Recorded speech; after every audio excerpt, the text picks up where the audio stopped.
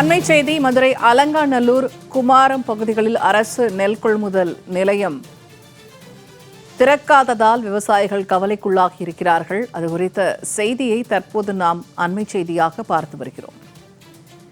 தனியாருக்கு குறைந்த விலையில் நெல் மூட்டைகளை விற்பனை செய்யும் நிலை இருப்பதாக விவசாயிகள் வேதனை தெரிவித்திருக்கிறார்கள். அரசு நெல் கொள்முதல் நிலையம் திறக்கப்படாததால் மதுரை அலங்காநல்லூர் பகுதியில் விவசாயிகள் கவலைக்குள்ளாகி இருக்கிறார்கள்.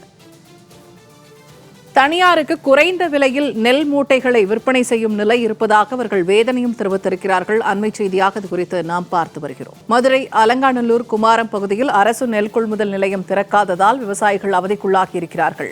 இது தொடர்பான கூடுதல் தகவல்களை தருகிறார் செய்தியாளர் அக்னீஸ்வரன். அக்னீஸ்வரன், தற்போது அலங்காநல்லூர் குமாரம் பகுதியில் அரசு நெல் கொள்முதல் நிலையம் திறக்கப்படவில்லை அப்படிங்கிற தகவல் வெளியாகி இருக்கிறது. இது குறித்தான கூடுதல் விவரங்கள் என்ன?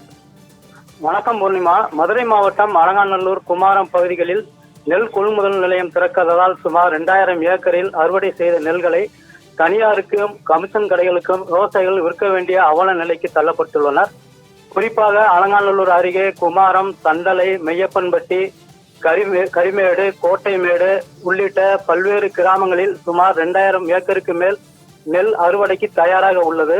ஆனால் தீபாவளிக்கு பின்பு கொள்முதல் நிலையங்கள் திறக்கப்படும் என அதிகாரிகள் தெரிவித்திருந்ததாக விவசாயிகள் தெரிவிக்கின்றனர். ஆனால் தற்போது வரை நெல் கொள்முதல் நிலையம் இன்னும் திறக்கப்படவில்லை என கூறுகின்றனர்.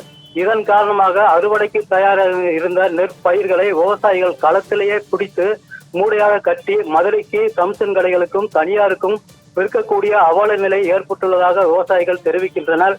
ஏற்கனவே கொள்முதல் நிலையங்களில் தேங்கியுள்ள நெல்களால் பல்வேறு சிரமங்களுக்கு ஆளாகியுள்ள விவசாயிகள் இது மேலும் எங்களை சிரமப்படுத்துவதாக கூறுகின்றனர்.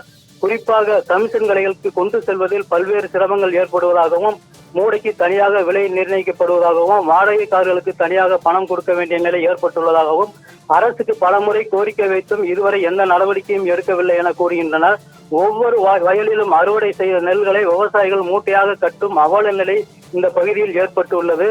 குறிப்பாக சோழவந்தான் தொகுதிக்குட்பட்ட வாடிப்பட்டி, அலங்காநல்லூர் உள்ளிட்ட பல்வேறு பகுதிகளில் சுமார் 20,000க்கும் மேற்பட்ட நெல் மூட்டைகள் நெல் கொள்முதல் நிலையங்களில் தேங்கியுள்ளது.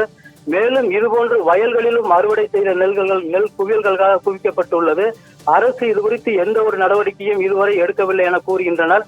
திமுகவின் தலையீடும் அலங்காநல்லூர் பகுதிகளில் கொள்முதல் நிலையம் அமைப்பதற்கு தாமதம் ஏற்படுவதாக கூறுகின்றனர்.